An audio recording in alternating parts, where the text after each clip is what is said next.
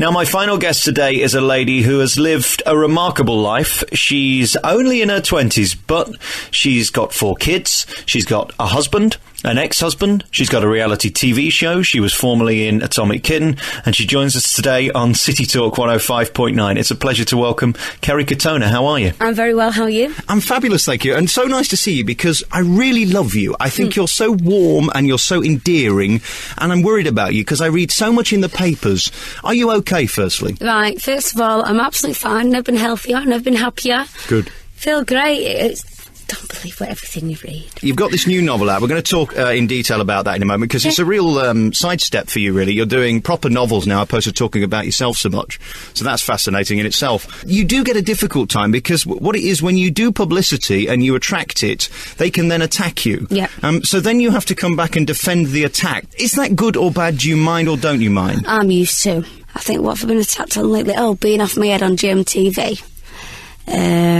That's the latest one. Because I have bipolar disease, so I have my ups and downs. But I watched the interview back. I thought it looked great. Well, I did as well, and I saw the article about that. And the thing is that... Well, let's start again. The News of the World started this article off, first of all. So let's get that right. They don't like me very much.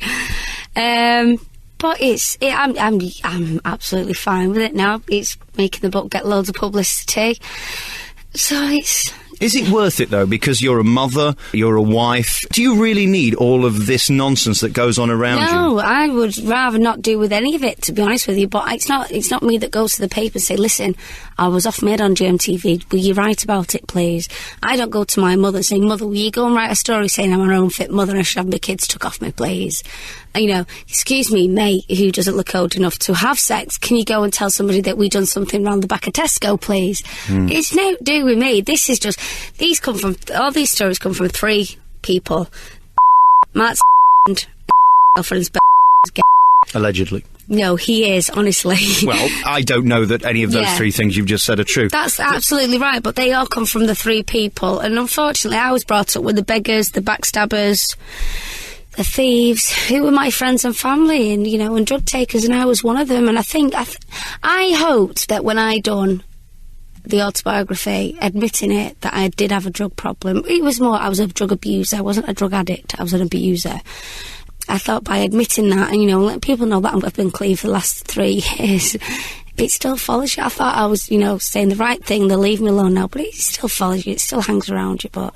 I think the problem is when you do interviews to promote whatever you're doing currently, whether it's the autobiography or the new book, it then opens up a whole new can of worms for them to attack you again. So it keeps going full circle and full circle. Is there not a point where you think, all right, enough is enough. I've had enough heartache. I've had enough embarrassment. I've had enough hurt for my family. I just need to go away and be a mother and a wife and a happy person. And if that means me working in Tesco's... I can't just stand my resignation like that and stop being famous. I can't stop the paparazzi sitting outside my house and taking pictures. It doesn't work like that. I can't go in. Who do I go into and say, right, I don't want to be famous anymore? And let's be honest, who's going to listen? But if you went away, they wouldn't care so much. That's the thing. That's the reality of it. One of the things is all these stories in the papers, I'm majority of the time just sat at home, and I'll get a phone call and I'll go, oh, did I now? Well, that's funny, because I've been here all week, or I've been on my honeymoon. Oh, I dumped the kids while I went away on my honeymoon, I just took them to Italy, but me and Mark wanted to go away for a week, so I've dumped the kids again. So no matter where I go, even if I'm not in the public eye, like the Maldives, it's still going to happen. What I don't understand is how you can, again, come to terms with someone who you should be able to trust stabbing you in the back. It's a horrible, horrible business where everybody has an opinion. That's what's, for me, the most difficult thing about this job. Everybody has an opinion and have a right to have an opinion because we're here. Therefore, they can say I'm rubbish. Have you now just completely given up hope that you will ever reconcile with your mother and put this behind you? Because so much has been said publicly. You see, I was always waiting for it to happen with my mother. I mean, my mother was never in my life, really, up until I got famous, that she had a constant stay in my life. And I think I always tried to prove myself worthy for her love, because I never felt worthy enough. I mean, the first time my mum slit her wrist, I was 3 years of age, and that went up until I was 15, and she wanted to kill herself and die. And I thought, well, aren't I good enough for you to want to stay on this planet? So I always felt like I was trying to buy her love and affection, which when I got an Atomic Kitten, that's how it turned out to be. And drugs was one of it. My mum was the first person who gave me my first drug. And then when me and Brian split up, you know, I was around my mum's. Mum was like, come on, let's get some cocaine, you know, get the money out. So I was getting the money out. My friends were coming round. I was buying the drugs. You know, my mum had me under her thumb. You know, I was the money train for my mother. Luckily enough, Mark came along and saw all this. And just, you know, said, you know, this isn't right. You know, she's taking the Michael out of your ear. And my mum knew then that I've got a backbone in me now and she's not going to do it anymore. So my mum done her best to try and split us up, and he's still doing it because without me, she's got nothing. I mean, she still lives in the house that I've bought. But that's how my mum's always been. I mean, she slept with one of my boyfriends when I was 15. You know, she put me into care. I've always I always expected it from my mum, but when it did happen, it did destroy me because I've never met my real dad. I've got a good circle of friends around me now. You know, I've got Mark's friends, his family around me. I've got, you know, my stepdads back in my life, you know, my stepsisters, my stepbrothers. And I've just completely moved away from Warrington because my mum has this influence on people, which you know, she's a self-confessed cocaine addict anyway, so getting away from her was a big step in my life. I saw an interview with you on This Morning a few months ago with Philip and Fern, and I could have literally cried watching them interviewing you and your reaction. They were so upset by it and traumatised by the way you talk so honestly, like you just have about your family. Surely nobody deserves this in life, really. We come into this world and all we expect is a mother and father that love us. You didn't really have either, and that's so unfair. I don't want to keep being negative because I want this to be a positive interview, but presumably now you've found that positive place with your new husband and your kids. Are you able to put all this behind you and move on from it? It took me a long time. I mean, like you just said, I used to think, do I really deserve this? It doesn't stop, but I really believe what goes around comes around. You know, I believe in bad karma. I hate to say it, but I know I'm a good person, I'm a loyal person, I'm a good friend. I wouldn't do anybody any harm. And, you know, all these people that have done these stories, I've been there for them. I am a good person and I don't deserve this, but, you know, I'm the one that's going to die with a clear conscience at the end of the day. You know, they aren't. And it's a curve, it's a learning curve, you know. It's made me who I am, it's made me a strong person, and I'm happy. I'm really happy and content with my life at the minute. Good. I'm pleased to hear that. We're going to talk about the new book next. It's in the stores now. It's Kerry Katona's Tough Love. It's the brand new book. It's an amazing life you've had. You've probably had more life experience than anyone else I know. The things that you've gone through and overcome, the relationships you've had, the children you've now got. Let's talk about when it all kind of went downhill. Was it during Atomic Kitten or after it, or had it already gone wrong before that? Well, if you read the autobiography, I had a really tough upbringing, really tough. But I'm not the only one to have had a tough upbringing. I'm not one to feel sorry for myself. Oh, poor me. You know, at the end of the day, I'm really lucky. I've got, you know, 4 beautiful, healthy... When I say 4, I have my stepdaughter that lives with us as well, who we've got custody of at the minute. We've got 4 beautiful children at home. I've got a great husband. I've got 2 dogs and a cat and a house. You know, the dream I always wanted as a kid, you know, that 2 up, 2 down. You know, it's not so... No, but it's bigger now, the dream I had, you know, and this family's getting bigger, and it's what I've always wanted. I think when I say I went downhill, to say I went downhill would have been when Brian left me. Not so much Brian leaving me, I think moving back to Warrington from Ireland, moving back to Warrington and getting my mum more back involved in my life and being around the drug scene. That, I say, was a personal downhill for me, to think, I can't believe I've got this low, that I'm turning to drugs to give me a high. That, in a way that I thought, I'm turning into my mother. I need help, get me away. And I went to rehab. I went to rehab for 6 weeks in Phoenix in Arizona, which was great. Help me with this question. Was there nobody in your life at 14 who could have stepped in and go, for Christ's sake, somebody come and save Kerry? Well, I was in care, because I got put into care because my mum's fella told us he was Freddy Krueger and wanted to chop our feet off and our hands off, and he actually stabbed my mum. Right. Stabbings, cocaine, this is all just day in the life of Kerry Katona, yes. Is it? Right, okay. It's not the only stabbing that's gone on in the life. So I got put in care. I was only allowed to have supervised visits with my mum.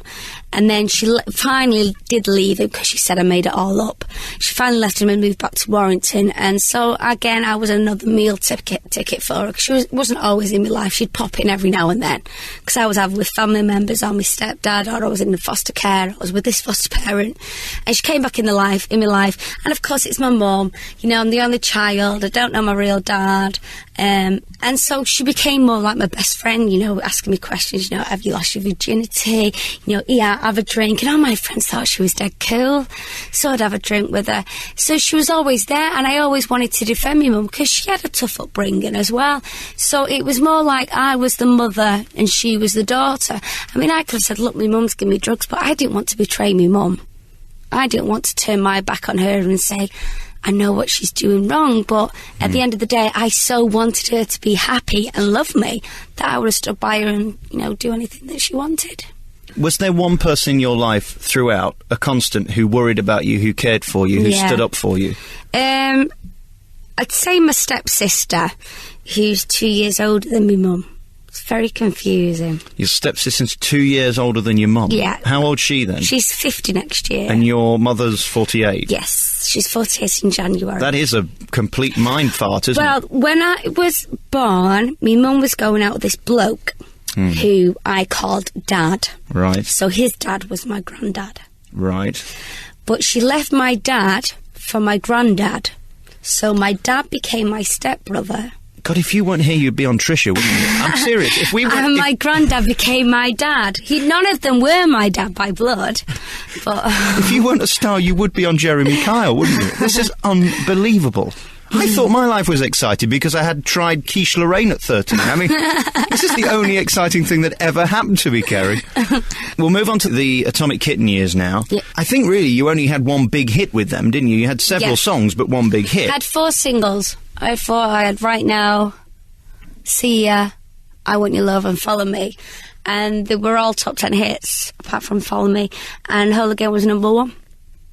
What went wrong? How did it happen that the girl from Warrington, who was nothing, became one of the biggest stars in the country, and then decided that wasn't for her? I got pregnant. I wanted to be a mum. Do you have a self-destructing philosophy with your life that you get something amazing happen to you and then you destroyed it by getting pregnant? Well, to be honest with you, me and Brian didn't plan Molly, but there was nothing more amazing for me, and the bigger opportunity was to become a mother and be the best mother I could be. That was a bigger opportunity than any number 1 single as far as I'm concerned. So you don't have any regrets about that? None whatsoever. No, well, I know it sounds awful, but where are they now? And I think once you've made it, people start to change. I haven't changed. I'm still down to earth. I fart and burp like everybody else. Might smell a little sweeter because I'm a celebrity. I'm just kidding. But, you know, people start to change around you, and, you know, I just wanted to stay me and be me, and, you know, I wanted to be a mum. And that to me was, like I said, better than any number 1 hit single. Obviously the kids are beautiful, that's blatantly obvious. Of course to they are, I made him. Well, of course, and you're beautiful yourself, that's why you got in the group. Let's face it, with all 3 of you, I mean, it wasn't necessarily for your beautiful voices, was it? Let's talk about that feeling, because obviously I'm deeply unattractive. How does it feel? No, it's true. How does it feel to walk in a room and have people look at you and go, oh my God, she's gorgeous? I'll give over. No, that's never happened. You know that's the truth. No. I think people might have gone, oh my God, they're massive. And they are. I think they might have done that, but I wouldn't have actually gone to the extent to say, oh my God, she's stunning in the face. It was more like, you know, blonde hair, big boobs, the loud mouth, the one that can draw the attention, and I got all them secrets in a closet. We're definitely going to get publicity here. They definitely were. I think, though, your personality, your charisma and your openness is the reason that you're here today, and maybe the other girls from the group are not. So you got together with Brian. How did you meet him? Just doing loads of different gigs around the country.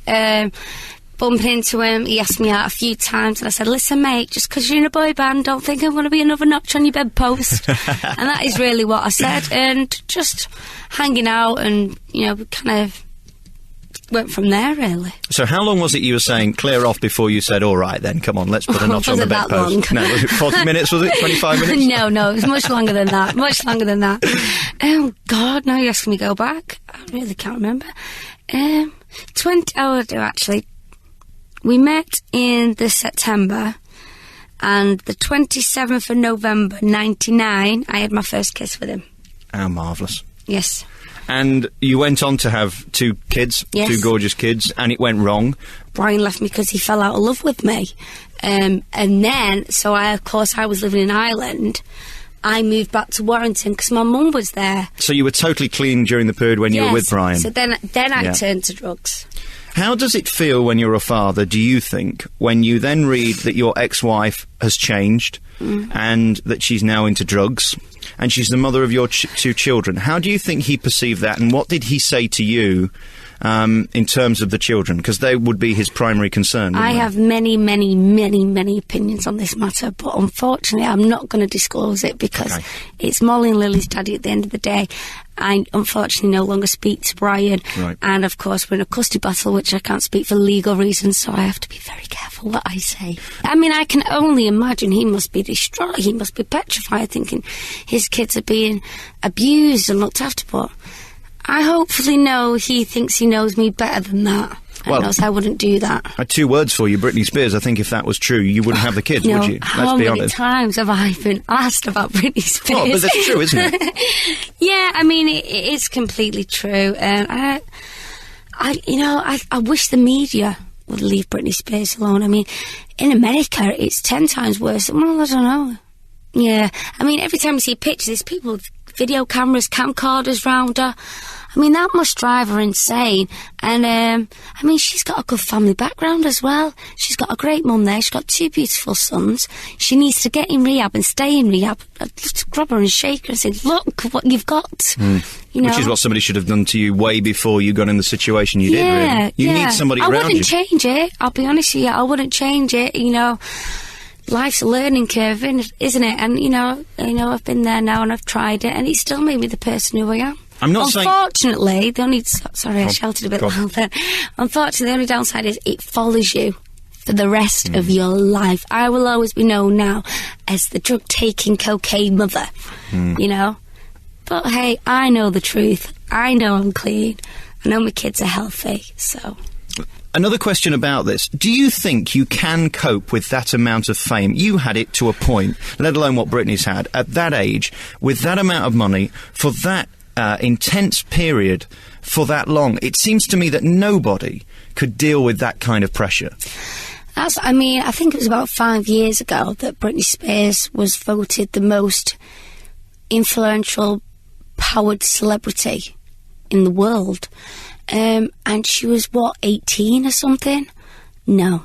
I wouldn't mind the money, but I certainly wouldn't mind. It's bad enough. A lot of people say to me, my friends, I wouldn't swap my life for you in the world. You know, or the intrusion. I certainly wouldn't want to swap it with Britney. No, I wouldn't either.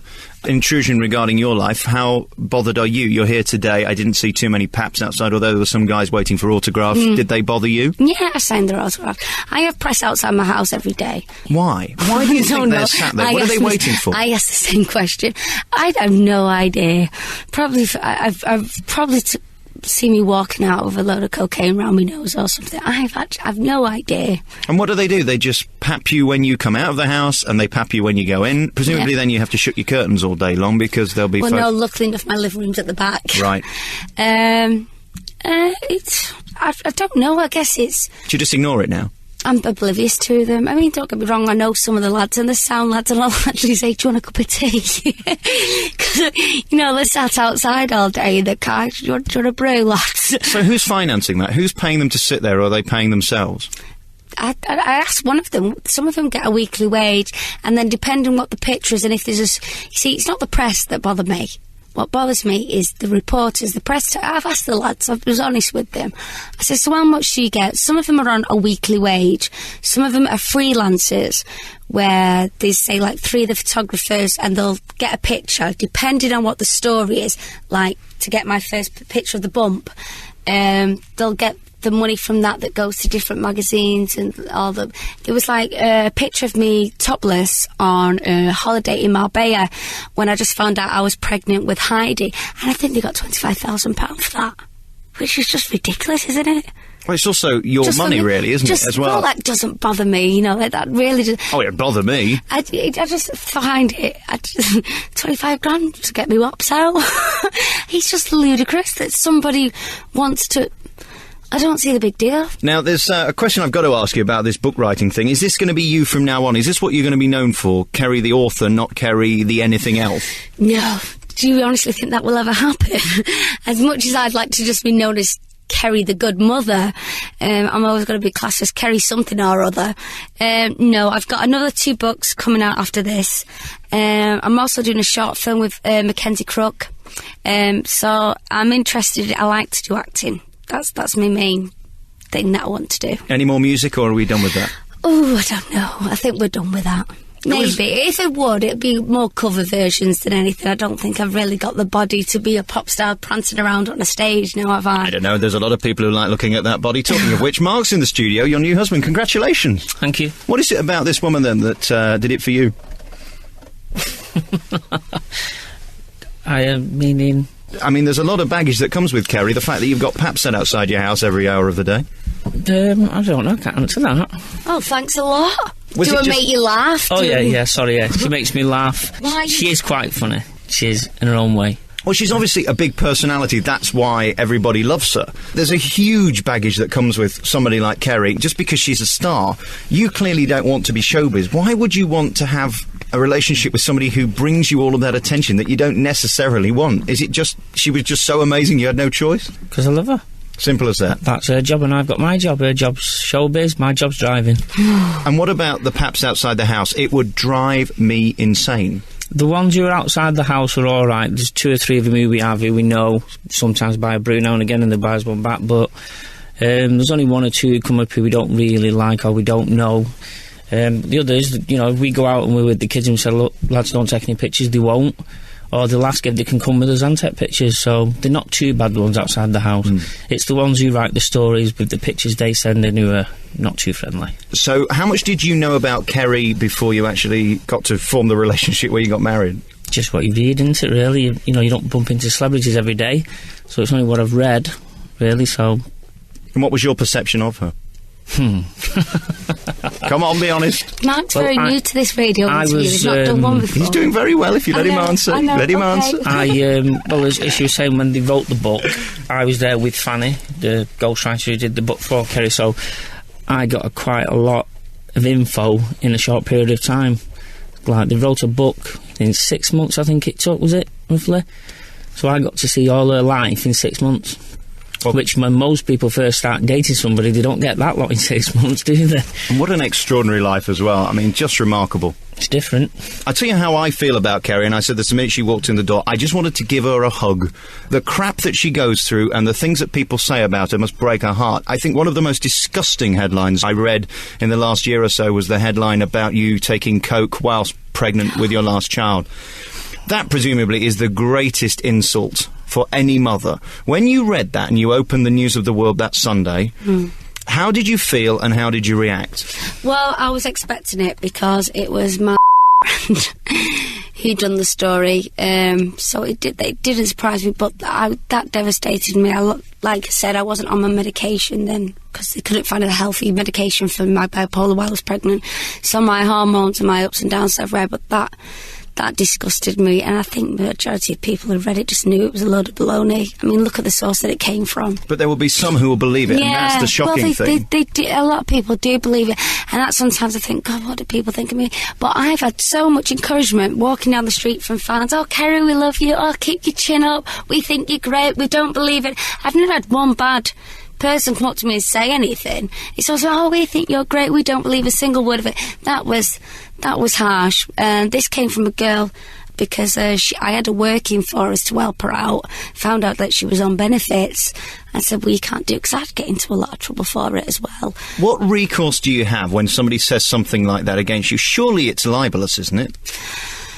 It is liable, yeah, but I can't really. We'd be suing every single person. We'll be suing everybody all the time, but I can't go into too much.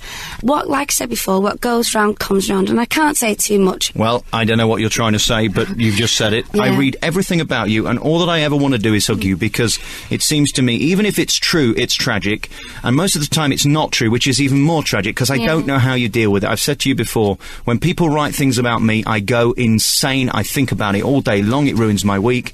You have it done to you every day, and the fact that you're even sat here today smiling is a miracle. And congratulations, Mark, on the wedding and being together. I hope you have a life of happiness. You deserve it. Thank you.